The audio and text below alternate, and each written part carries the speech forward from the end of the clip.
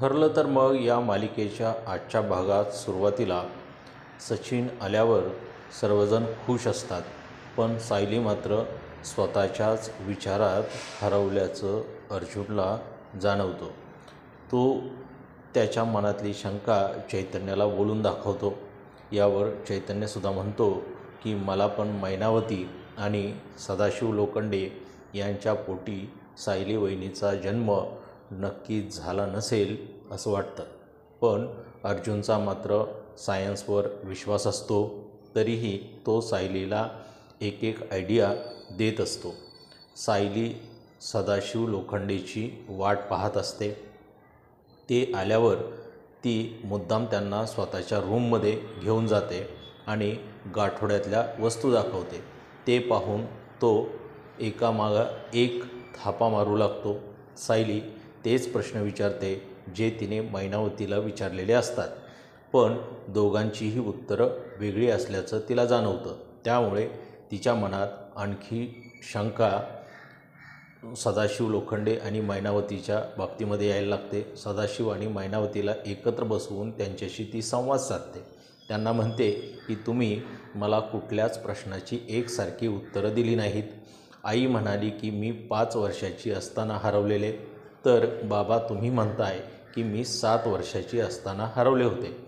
तुम्ही जर मला वेगळी वेगळी उत्तरं दिली तर मला माझं बालपण कसं समजणार. यावर दोघीही धिंगाणा घालू लागतात. पुन्हा एकदा थाप मारण्यासाठी मैनावती बोलते की जेव्हा तू हरवलीस तेव्हा तू आमच्यासोबत नव्हतीस. तू तुझ्या मावशीकडे राहायला गेलेलीस, तिच्याकडून तू हरवलीस. सायली बोलते की मग इतक्या दिवसात तुम्ही मला ही गोष्ट का सांगितली नाही. मला मावशीचा पत्ता हवा आहे. मग मैनावती तिला खोटा पत्ता देते.